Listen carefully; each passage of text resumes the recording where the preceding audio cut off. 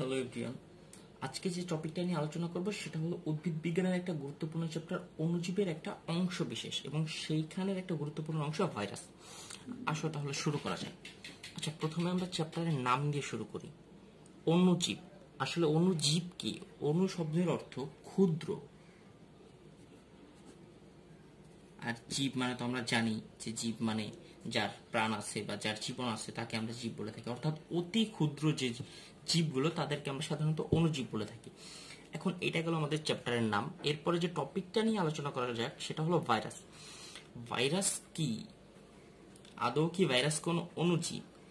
এই প্রশ্নগুলোর উত্তর যখন দিতে হয় কাউকে, তখন একটা জিনিস মাথায় রাখা দরকার অন্তত ভাইরাস সম্পর্কে, যে ভাইরাস এখনো জীব না জড়। আমরা যখন এই জায়গাটায় আটকে আছি তখন কেউ কোনোভাবেই বলতে পারি না যে ভাইরাস একটা অণুজীব। সো একটা জিনিস মাথায় রাখবা, যদি বলে যে ভাইরাস কি, আদৌ কোনো অণুজীব কি না, তাহলে এক কথায় বলে দিবা যে ভাইরাস কোনো অণুজীব না, কিন্তু অনেকটা অণুজীবের মতো। কারণ এরা সজীব মাধ্যমের উপস্থিতিতে এরা কিন্তু অণুজীবের মতো এর বংশবৃদ্ধি করতে পারে। এই জন্য আমরা ভাইরাসকে অণুজীব না বলে অণুজীবের মতো একটি অতি ক্ষুদ্র সত্তা হিসেবে অভিহিত করব। That's it. ভাইরাস সম্পর্কে এর থেকে বেশি কিছু বলার নাই। আর ভাইরাস অর্থ আছে একটা, ভাইরাস অর্থ বিষ। ঠিক আছে, এই জিনিসটাও মাথায় রাখবা যে ভাইরাসের একটা অর্থ আছে, সেই জিনিস হলো ভাইরাস একটা বিষ। এখন আমরা চলো ঘুরে আসি ভাইরাসের গঠনটা কি। ভাইরাস সাধারণত দুইটা বস্তু দিয়ে গঠিত। একটা হলো এর কেন্দ্রীয় বস্তু, ধরো এই যে ভাইরাসের একটা কেন্দ্রীয় বস্তু, এবং এর চারপাশে ঘিরে এর একটা আবরণ। মানে সোজা কথা, এই ভাইরাসের কেন্দ্রীয় বস্তু এবং ভাইরাসের একটা বহিস্থ আবরণ, এই দুইটা জিনিস নিয়ে ভাইরাস গঠিত। সো এই যে কেন্দ্রীয় বস্তু, এইটা হলো নিউক্লিক অ্যাসিড দ্বারা গঠিত। এখন যদি বলো যে নিউক্লিক অ্যাসিড মানে সোজা কথা ডিএনএ অথবা আরএনএ, এই দুইটা জিনিসের যে কোনো একটা থাকবেই কেন্দ্রীয় বস্তু হিসেবে। আর এই যে বহিস্থ আবরণটা আছে, এইটা প্রোটিন দিয়ে তৈরি।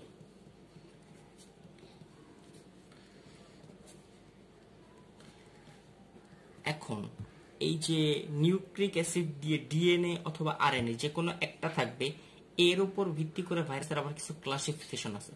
সেটা আমি জাস্ট এক কথায় বলে যাচ্ছি, যদি কেন্দ্রীয় বস্তু হিসেবে ডিএনএ থাকে তাহলে সেটা ডিএনএ ভাইরাস, আর যদি কেন্দ্রীয় বস্তু হিসেবে আরএনএ থাকে তাহলে সেটা আরএনএ ভাইরাস। এই জিনিসটা মাথায় রাখো, এমসিকিউর জন্য ইম্পর্টেন্ট। আর উদাহরণগুলো এখান থেকে বই থেকে একটু দেখে নিও, এমসিকিউর জন্য অনেক ইম্পর্টেন্ট। আর এরপরে আসে আমরা বহিস্থ আবরণের ক্ষেত্রে। বহিস্থ আবরণ যেহেতু প্রোটিন দিয়ে তৈরি, সেই ক্ষেত্রে এর একটা নাম আছে, সেই নামটা হলো ক্যাপসিড। অর্থাৎ এই পুরো যে আবরণটা থাকে, এই পুরো আবরণটাকে আমরা ক্যাপসিড নামে ডাকি। কিন্তু এই ক্যাপসিডেরও কতগুলো ক্ষুদ্র একক আছে। এই ক্যাপসিডের ক্ষুদ্র এককগুলো একটার সাথে একটা মিলিত হয়ে ক্যাপসিডটা তৈরি করছে। ক্যাপসিডের যে ক্ষুদ্রতম একক, ওইটাকে আমরা সাধারণত ক্যাপসোমিয়ার হিসেবে ডাকি। ওইটাকে সাধারণত আমরা কি নামে ডাকি? ক্যাপসোমিয়ার।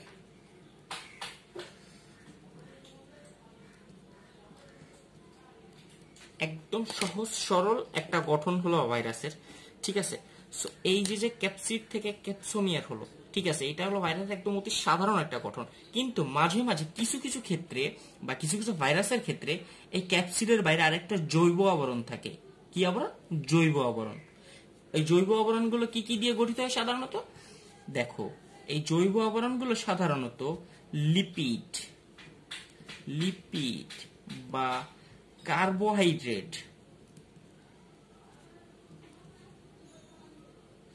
বা প্রোটিন, এগুলো দিয়ে গঠিত। ঠিক আছে, এই যে জৈব আবরণের লিপিড সম্পৃক্ত যে অংশটা থাকে না, সেইটারও যে ক্ষুদ্র ক্ষুদ্র একক, এরও একটা একক আছে। সেই এককটাকে সাধারণত পেপলোমিয়ার বলা হয়। এখন পেপলোমিয়ার এবং এই লিপিড সম্পৃক্ত যে ভাইরাসটা, ওইটাকে বলা হয় লিপোভাইরাস। ভাইরাসের গঠন সাধারণত এই পর্যন্তই। এর থেকে বেশি কিছু ভাইরাসের সাধারণ গঠন আসলে নাই, কারণ ভাইরাস অতি সাধারণ একটা মানে কেমন বস্তু বা জীব। কারণ এর মাঝামাঝি একটা জিনিস, আমি কি বলবো এখন, জড় না জীব। আসলে তাহলে এবার আমরা একটু ভাইরাসের বৈশিষ্ট্য নিয়ে জেনে আসি ভাইরাসের বৈশিষ্ট্য।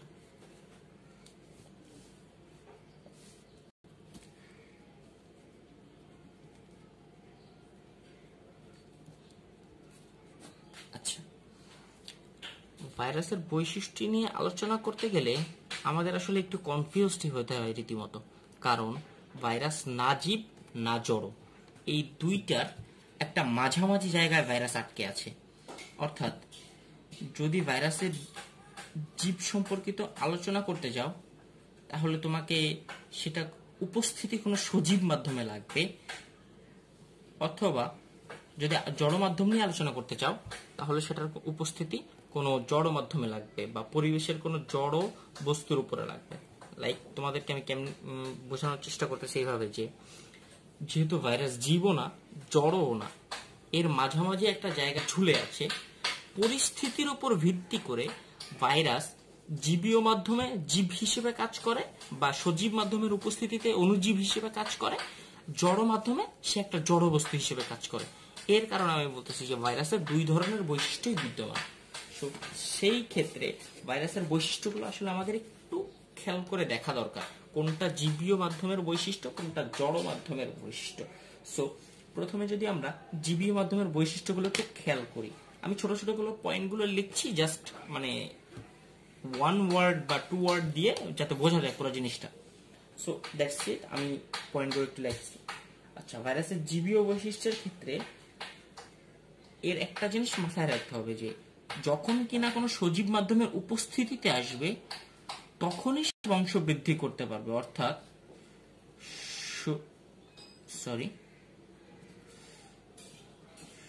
সজীব মাধ্যমে বংশ বৃদ্ধি, এই জিনিসটা মাথায় রাখতে হবে যে একটা সজীব মাধ্যমে ভাইরাস কেবল বংশ বৃদ্ধি করতে পারবে। এরপর সেকেন্ড আরেকটা বৈশিষ্ট্যের দিকে যদি আমরা আগাই, তাহলে এইটা মাথায় রাখতে হবে যে একটা ভাইরাস টোটালি তার যে মাতৃভাইরাসটা আছে, অর্থাৎ যে ভাইরাসটা থেকে ভাইরাস বংশবৃদ্ধি হবে, নতুন যে ভাইরাসগুলো বা অপত্য ভাইরাসগুলো আসবে, সেই ভাইরাসগুলো একদম হুবহু টোটাল মিলে যাবে, এর একটু এদিক সেদিক হবে না।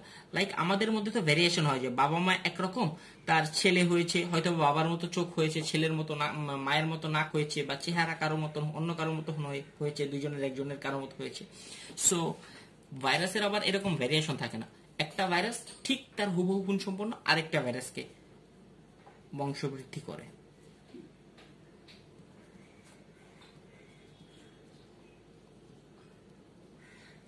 একই গুণ সম্পন্ন, ঠিক আছে।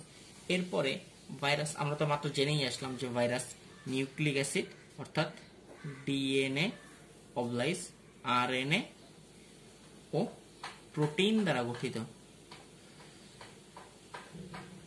প্রোটিন দ্বারা ভাইরাস গঠিত। আচ্ছা, ভাইরাসকে সুন্দর একটা নামে ডাকা হয় কেন জানো? আসলে আগে নামটা বলি, বাধ্যতামূলক পরজীবী। বাধ্যতামূলক পরজীবী। আচ্ছা, বাধ্যতামূলক পরজীবীর আগে আসলে পরজীবীটা একটু বলি। পরজীবী হলো ধরো যে ধরনের জীব বা প্রাণীগুলো অন্য কোনো জীব বা উদ্ভিদের উপর বসবাস করে বা উদ্ভিদের ভিতরে বসবাস করে বা প্রাণীর ভিতরে বসবাস করে তার জীবন চক্র সম্পন্ন করে, তাকে আমরা সাধারণত পরজীবী বলে থাকি। ভাইরাসকে কেন বাধ্যতামূলক বলা হলো? কারণ একটা পরজীবীকে অন্য কোনো একটা সজীব মাধ্যম বা অন্য কোনো একটা জীবের উপরে ভিত্তি করে তার জীবন ধারণ করতে হয়। ভাইরাস এই ক্ষেত্রে একদম টোটাল নির্ভরশীল ওই যে জীবটার উপরে সে বা যে সজীব মাধ্যমটার উপরে সে বসবাস করবে তার উপরে। অর্থাৎ ভাইরাসের জীবন অ্যাক্টিভ হওয়া থেকে শুরু করে, মানে জড় পরিবেশে যখন ছিল সে টোটাল নিষ্ক্রিয় ছিল, একটা সজীব মাধ্যমের সংস্পর্শে এসে তার প্রথমে সক্রিয় হতে হয়, দেন আস্তে আস্তে সে বংশবৃদ্ধি করতে পারে। অর্থাৎ তার সক্রিয় হওয়া থেকে শুরু করে তার বংশবৃদ্ধি একদম টোটাল নির্ভরশীল একটা সজীব মাধ্যমের উপর, যার কারণে ভাইরাসকে বাধ্যতামূলক পরজীবী বলা হয়। এরপরে আরেকটা জিনিস খেয়াল করো, ভাইরাসের একটা ইম্পর্টেন্ট পয়েন্ট হলো পরিব্যক্তি বা মিউটেশন। আচ্ছা, এই জিনিসটা কি আসলে আমরা ইন্টারমিডিয়েটে উঠে প্রথমে যখন এই ওয়ার্ডটা দেখি বা এটা পড়তে গিয়ে যখন পরিব্যক্তি বা মিউটেশন আসলে আমরা একটু হয়তোবা কেউ কিছু গেস করি বা কেউ হয়তোবা জানি, কেউ হয়তোবা ক্লিয়ার ভাবে জানি না। তো এই জিনিসটা নিয়ে একটু আলোচনা করি 1 মিনিট বা 1.5 মিনিটের মতো। আসো, পরিব্যক্তি বা মিউটেশন কি? আসলে আমরা জেনেটিক কোড সম্পর্কে সবাই জানি, যেটা সাধারণত ডিএনএ এর অভ্যন্তরস্থ একটা কি বলবো কোড, জেনেটিক কোড। সো এই জেনেটিক কোডগুলো মানুষের ক্ষেত্রে কি হয়? মানুষের ক্ষেত্রে এই জেনেটিক কোডগুলো সেম। আমরা চাইলেই আমাদের এই জেনেটিক কোডগুলো পাল্টাতে পারি না, কিন্তু ভাইরাসের এই পরিব্যক্তি অর্থ হলো ভাইরাস চাইলেই তার জেনেটিক কোড সে ইচ্ছা মতো চেঞ্জ করতে পারে। লাইক বর্তমান যে বিশ্বের পরিস্থিতি, করোনা ভাইরাস, আমরা সবাই জানি যে এই করোনা ভাইরাস কয়েকবার তার জিন চেঞ্জ করছে। এইটাই আসলে পরিব্যক্তি, অর্থাৎ ভাইরাস তার নিজের ইচ্ছা মতো তার জিন চেঞ্জ করতে পারে। এই জিন চেঞ্জ করার ফলে ভাইরাসের আরেকটা অ্যাডভান্সমেন্ট, সেটা হলো ভাইরাস তার পোষক দেহ পরিবর্তন করতে পারে। অর্থাৎ এক এক ধরনের ভাইরাস এক এক ধরনের জীবের উপরে বা সংক্রমণ ছড়ায়, তেমনি এই যে পরিব্যক্তির মাধ্যমে সে তার সংক্রমণকৃত বস্তু বা সংক্রমণকৃত জীব চেঞ্জ করে অন্য জীবের উপরে সংক্রমণ করতে পারে। এটাই হলো ভাইরাসের পরিব্যক্তি। এবং এই কারণেই যে কোনো ভাইরাসের বিরুদ্ধে অ্যান্টিডোট তৈরি করতে একটু টাইম লেগে যায়। আচ্ছা, ভাইরাসের পরিব্যক্তিটা নিয়ে যদি পারো একটু ঘাটাঘাটি করো, অনেক কিছু অনেক ভালো লাগবে আশা করি। সো মানুষের ক্ষেত্রে এই জিনিসটা কেন হয় না বা মানুষ কেন করতে পারে না? আসলে মানুষ যদি পরিব্যক্তি ঘটাইতে পারতো তাহলে অন টাইপ অফ অসাধ্য সাধন করার মতো একটা জিনিস। কিন্তু পরিব্যক্তি আসলে ঘটেছে কিভাবে আমি বলি। ধরো অনেক বড় সড়ো তেজস্ক্রিয় বিস্ফোরণ বা তেজস্ক্রিয়তার আশেপাশে থাকলে এই ধরনের জিনের মধ্যে পরিব্যক্তি ঘটতে পারে বা কোডের চেঞ্জ হইতে পারে। লাইক আমরা সবাই জানি যে সেকেন্ড ওয়ার্ল্ড ওয়ারের সময় জাপানের হিরোশিমা ও নাগাসাকিতে পারমাণবিক বোমা হামলা করা হয়েছিল, অ্যান্ড ওইখানের মানুষের এই যে জিনের মধ্যে মিউটেশন ঘটছিল বা পরিব্যক্তি ঘটছিল, যার কারণে ওইখানে মানুষগুলো এখনো শারীরিকভাবে বিকলাঙ্গ বা অনেক সমস্যা নিয়ে জন্মায় এই পরিব্যক্তির কারণে। অর্থাৎ মানুষের মিউটেশন ঘটছিল তেজস্ক্রিয়তার কারণে। এইটা হলো ভাইরাসের জীব মাধ্যমে মানে জীব বৈশিষ্ট্যের একটা অনেক বড় উদাহরণ। আচ্ছা, এরপরে কি? এরপরে আরেকটা আছে, এদের অভিযোজন ক্ষমতা রয়েছে। আসলে অভিযোজন ক্ষমতা বলতে এখানে কি বোঝানো হয়েছে যদি বলি একটু। অভিযোজন, আমি বললাম না যে ভাইরাস জীবও না জড়ও না, এরা যে কোনো জীবের সংস্পর্শে এসে তার ভিতরে অ্যাক্টিভ হইতে পারে। এইটাই হলো অভিযোজন। এবং যে কোনো জড় পরিবেশে, অর্থাৎ পানি বা বায়ু বা ধরো বরফ বা অ্যান্টার্কটিকায় গেছে, ওইখানে কোন একটা জড় মাধ্যমে বরফ আছে, তো ওইখানেও থাকতে পারে। এই ধরনের এই জিনিসটাকে অভিযোজন বলতে হয়। অর্থাৎ যে কোনো জীবের সংস্পর্শে এসে সে অ্যাক্টিভ হতে পারে, বাট যে কোনো জীবের সংস্পর্শে এসে অ্যাক্টিভ হইলেও রোগ ছড়াইতে পারে না। এটারও একটা কারণ আছে, কথা কিছুক্ষণ পরে আমি বলবো। সো ভাইরাসের পরিব্যক্তি নিয়ে মোটামুটি একটা আলোচনা গেল। সো এটাই আসলে ভাইরাসের জীবীয় বৈশিষ্ট্যগুলো। এখন যদি আমি ভাইরাসের জড় বৈশিষ্ট্যের দিকে যাই, প্রথম কথায় বলবো ভাইরাস অকোষীয়, অর্থাৎ এটা কোনো কোষই না। কেন ভাইরাসকে অকোষীয় বলা হয়েছে? কারণ ভাইরাসের মধ্যে অন্যান্য অণুজীবের যে কোষগুলো, তার ভিতরে যে উপাদানগুলো থাকে, like cytoplasm, ribosome, endoplasmic reticulum বা মাইটোকন্ড্রিয়া বা প্লাস্টিড, এই ধরনের কোনো সাইটোপ্লাজমীয় অঙ্গাণু ভাইরাসের মধ্যে থাকে না, যার কারণে ভাইরাসকে আমরা সোজা কথায় অকোষীয় বলে থাকি। সাইটোপ্লাজমীয় অঙ্গাণু থাকে না। সরি হাতের লেখার জন্য। আচ্ছা, যেহেতু ভাইরাসের কোনো সাইটোপ্লাজমীয় অঙ্গাণু থাকে না, তাই টোটাল এক কথা বলতে ভাইরাস একটা অকোষীয়। এরপরে সেকেন্ড যে বৈশিষ্ট্যটা, যেহেতু ভাইরাস একটা অকোষীয়, এর মধ্যে কোনো সাইটোপ্লাজমীয় অঙ্গাণু নেই, তাই ভাইরাসের এর মধ্যে কোনো বিপাকীয় এনজাইমও নেই, অর্থাৎ ভাইরাসের কোনো খাদ্য ক্রিয়া নেই।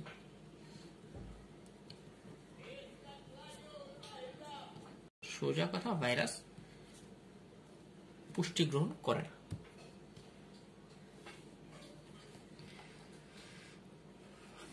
ভাইরাসের আরেকটা জড় মাধ্যমের বৈশিষ্ট্য হলো ভাইরাস কোনো সজীব মাধ্যমে না গেলে সে বংশবৃদ্ধি করতে পারবে না, অর্থাৎ বংশবৃদ্ধি করার জন্য সজীব মাধ্যমের উপস্থিতি বাধ্যতামূলক। এরপর আরেকটা কাজ করি, সেটা হলো আমরা অনেক সময় ব্যাকটেরিয়া বা ভাইরাস রোধক অনেক জিনিসপাতি ইউজ করি, বা লাইক ব্যাকটেরিয়া রোধক ফিল্টার, এটার নাম তো মোটামুটি সবাই শুনেছি, বা যেটা মানে ধরো একটা নর্মাল পানির ফিল্টার, তো সেটা ব্যাকটেরিয়া রোধ করতে পারে। ওই ব্যাকটেরিয়া রোধক ফিল্টার দিয়ে কখনো আমি ভাইরাসকে রোধ করতে পারবো না। এটা হলো ভাইরাসের আরেকটা গুণ বলবো নাকি খারাপ দিক বলবো আমি জানি না। সো ব্যাকটেরিয়া রোধক ফিল্টার দিয়ে ভাইরাসকে রোধ করা যাবে না। এরপর ভাইরাসকে আসলে বইয়ে আরো কতগুলা জিনিস আছে, যেমন ভাইরাসকে কেলাসিত করা যায়, সেন্ট্রিফিউজড করা যায়, বেপন করা যায়, পানির সাথে মিশিয়ে সাসপেনশন তৈরি করা যায়, তলানিকরণ করা যায়। আচ্ছা, এরপর আরেকটা বৈশিষ্ট্য যদি দেখি আমরা, তাহলে ভাইরাস রাসায়নিকভাবে একটা কণার মতো, অর্থাৎ একটা কণা, এবং সেই কণাটা অবশ্যই নিষ্ক্রিয়। নিষ্ক্রিয় কেন বলছি, সক্রিয় কেন বলিনি, কারণ আমরা এখানে জড় মাধ্যমের বৈশিষ্ট্য পড়তেছি। জড় মাধ্যমের বৈশিষ্ট্য পড়ার কারণে, যেহেতু জড় মাধ্যমের ভাইরাস কণা একটা নিষ্ক্রিয় কণা, তাই আমরা নিষ্ক্রিয় বলছি। আর এরপরে যেটা আছে যে ভাইরাস সাধারণত রাসায়নিকভাবে কি দিয়ে গঠিত, প্রোটিন, নিউক্লিক অ্যাসিড। সো এটা আমরা সবাই জানি। এখন ভাইরাসের বৈশিষ্ট্য আমাদের এই পর্যন্তই, তোমরা দরকার পড়ে একটু বই থেকে একটু পড়ে নিবে, তাহলে তোমাদের সুবিধা হবে এমসিকিউর জন্য। আর ভাইরাসের বৈশিষ্ট্য এমসিকিউর জন্য খুবই ইম্পর্টেন্ট, মাথায় রেখো জিনিসটা। আর ভাইরাসকে আরেকটা জিনিস বলা হয় জীব ও জড়ের সেতু বন্ধন।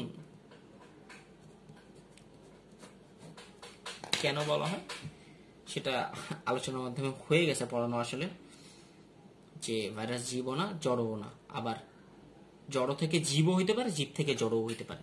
দ্যাটস ওয়াই ভাইরাসকে বলা হয়েছে সেতু বন্ধন। এরপর আমরা কোন দিকে যাচ্ছি, এরপর আমরা আলোচনা করব ভাইরাসের রিসেপ্টর সাইট নিয়ে। আসো তাহলে আমরা ভাইরাসের রিসেপ্টর সাইট নিয়ে আলোচনা। আসলে রিসেপ্টর সাইট বলতে আসলে কি বোঝানো হয়েছে? রিসেপ্টর সাইট, আচ্ছা আমি নেক্সট পেজে যাচ্ছি।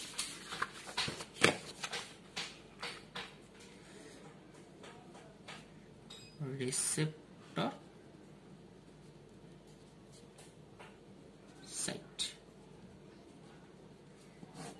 এইটা তার আসলে কি বোঝানো হয়েছে, তোমাকে একটা ইনফরমেশন দিই। সেটা হলো 1 চামচ যে সমুদ্রের পানি, ঠিক আছে,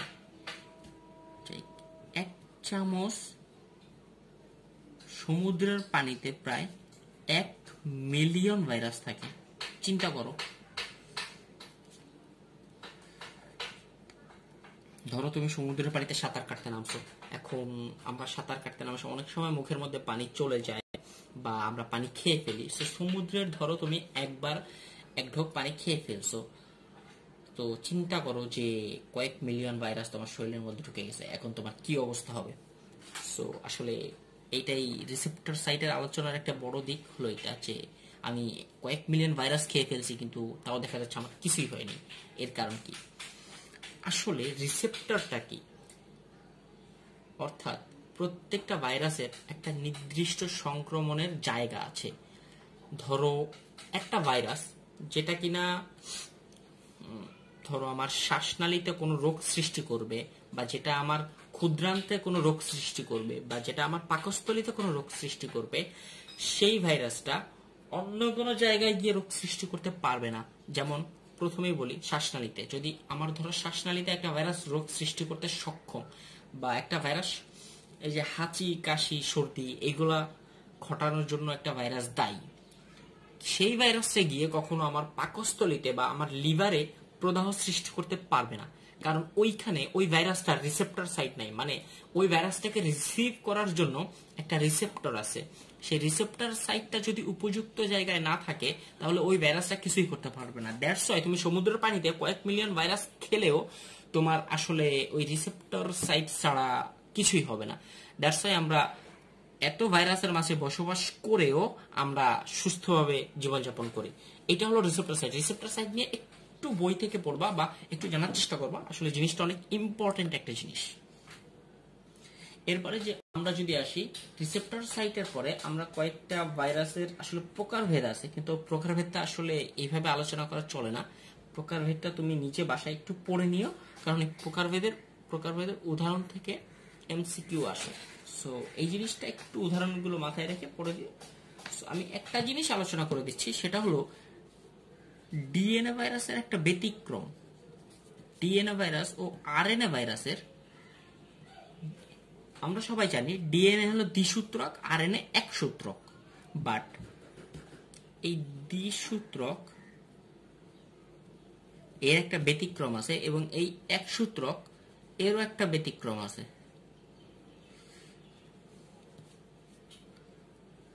ডিএনএ এর ক্ষেত্রে পার্ভোভিরিডে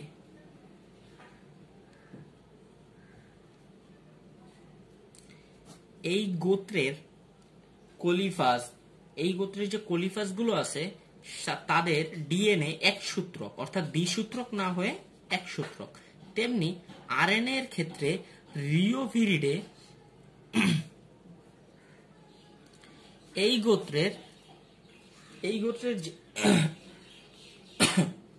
গোত্রের যে রিও ভাইরাস বা ধানের রোগে বামন রোগের ভাইরাস, সেইগুলো সাধারণত দ্বিসূত্রক। এই ব্যতিক্রমটা একটু মাথায় রাখবা।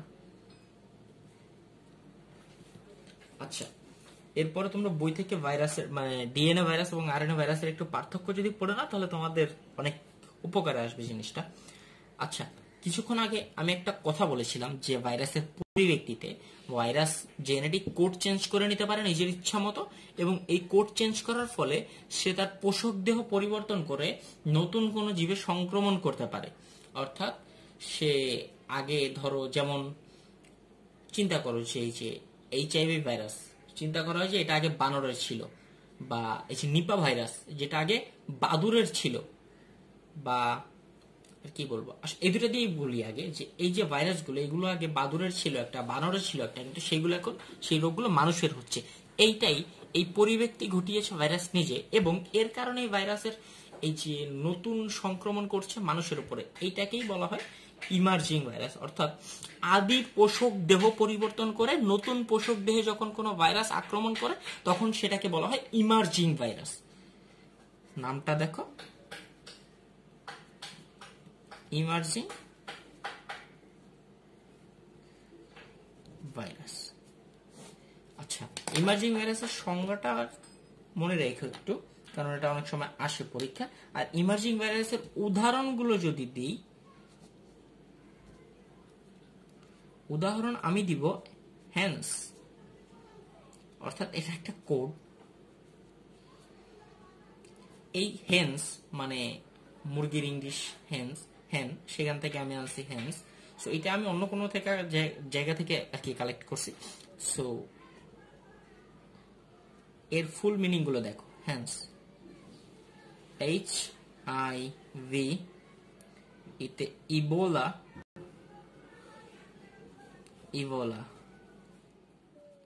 রক্ত কমায় দেয়, তখন অ্যাসপিরিন ওই জায়গাগুলোতে রক্ত চলাচল করতে সাহায্য করে। সো ডেঙ্গু রোগীর সময় তুমি যদি অ্যাসপিরিন ইউজ করো, এমনিতেই সে রক্ত জমাট বাঁধতে পারতেছে না, তার উপরে যদি তুমি আবার অ্যাসপিরিন ইউজ করো, সে মোটেই রক্ত জমাট বাঁধতে পারবে না এবং তার অবস্থা আরো খারাপ হয়ে যাবে। এই জিনিসটা মাথায় রাখবে। এই জন্য ডেঙ্গুকে এত মারাত্মক বলা হয়েছে। ঠিক আছে। আচ্ছা, ডেঙ্গুর পরে আরেকটা ভাইরাস আছে, সেটা হলো Nipah virus. So Nipah virus নিয়ে বেশি কিছু বলবো না। এটা হলো মানে বাদুরের, এটা পূর্ববাহক ছিল বাদুর। এই বাদুরের মাধ্যমে থেকে আর খেজুরের রসের মাধ্যমে সে মানুষের মধ্যে ছড়ায়। সো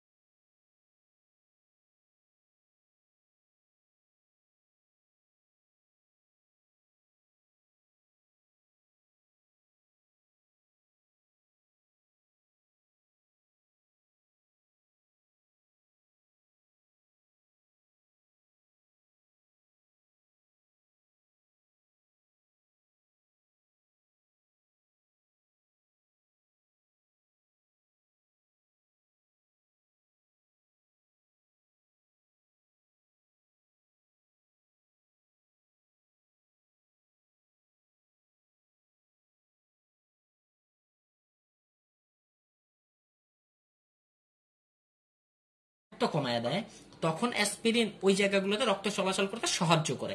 সো ডেঙ্গু রোগীর সময় তুমি যদি অ্যাসপিরিন ইউজ করো, এমনিতেই সে রক্ত জমাট বাঁধতে পারতেছে না, তার উপরে যদি তুমি আবার অ্যাসপিরিন ইউজ করো, সে মোটেই রক্ত জমাট বাঁধতে পারবে না এবং তার অবস্থা আরো খারাপ হয়ে যাবে। এই জিনিসটা মাথায় রাখবে। এই জন্য ডেঙ্গুকে এত মারাত্মক বলা হয়েছে, ঠিক আছে?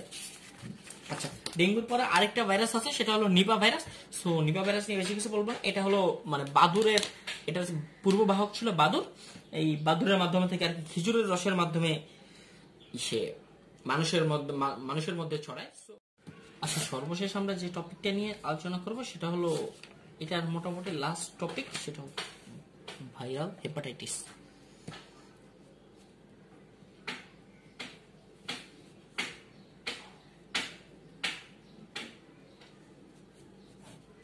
আচ্ছা, আমরা সবাই মোটামুটি জানি যে হেপাটাইটিস কি। হেপাটাইটিস হলো লিভার বা যকৃতের প্রদাহ বা ব্যথা। আসলে হেপাটাইটিসের কয়েকটা প্রকারভেদ আছে, যেটাকে সাধারণত হেপাটাইটিস এ, বি এইভাবে বলি। Hepatitis A, hepatitis B, hepatitis C, hepatitis D, hepatitis E, এই 5 ভাগে ভাগ করা হয়। এর মধ্যে সবচেয়ে বেশি ডেঞ্জারাস হলো হেপাটাইটিস বি এবং হেপাটাইটিস সি। যদি আমি এর মধ্যেও সবচেয়ে বেশি ডেঞ্জারাস করতে, তাহলে hepatitis C is the most dangerous. অর্থাৎ এইটাকে সাধারণত টুসের আগুন টাইপ, এই টাইপ কিছু একটা বলা হয়। সো অত কিছু মনে না রাখলেও চলবে, বাট এটা মাথায় রাখতে হবে যে hepatitis C is the most dangerous, মানে সবচেয়ে খারাপ হেপাটাইটিস সি।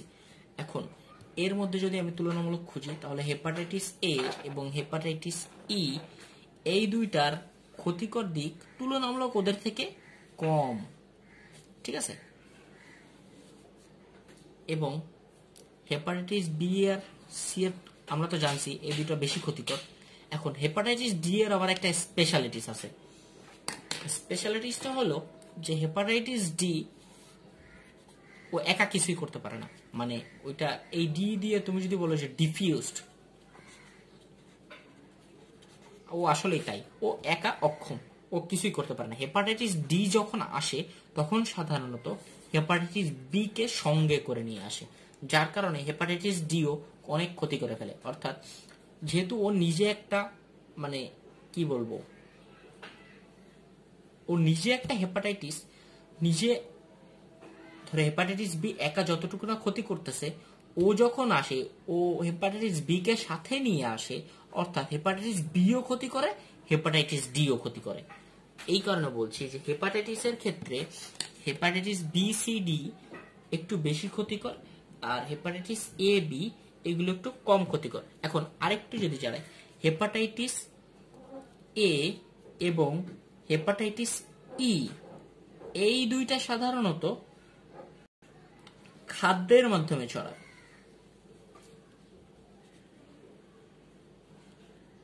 খাদ্যের মাধ্যমে ছড়ায়। আর হেপাটাইটিস বি, হেপাটাইটিস সি এবং হেপাটাইটিস ডি এগুলো সাধারণত রক্তের মাধ্যমে ছড়ায়।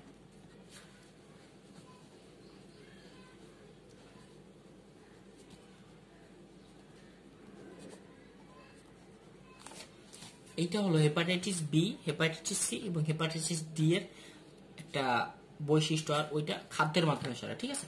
তো এই জিনিসটা একটু মাথায় রাখবা।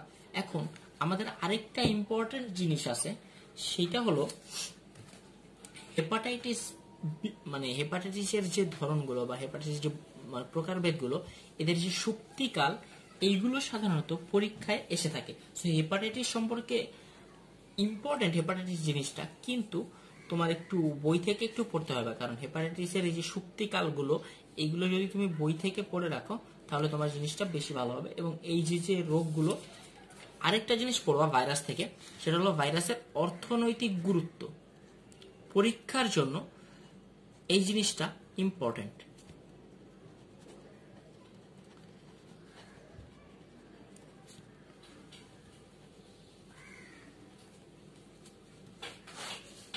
এই জিনিসটা একটু বই থেকে পড়ে নেবে, তাহলে তোমাদের আলটিমেটলি সুবিধা হবে ভাইরাস সম্পর্কে একদম টোটাল একটা ধারণা নেওয়ার জন্য। সো আজকে আর আমি আগাবো না, আজকে এই পর্যন্তই। আশা করি সবাই আমার লেকচারটা বুঝতে পেরেছো। যদি কি বলবো, আসলে ভুল হলে, আমিও তোমাদের মতো একজন, যদি ভুল হয় তাহলে অবশ্যই আমাকে জানাবে, বা আমি সেটা শুধরে নেওয়ার চেষ্টা করবো, কারণ এখানে আমার অনেক কিছু শেখার আছে। সবাইকে থ্যাংক ইউ।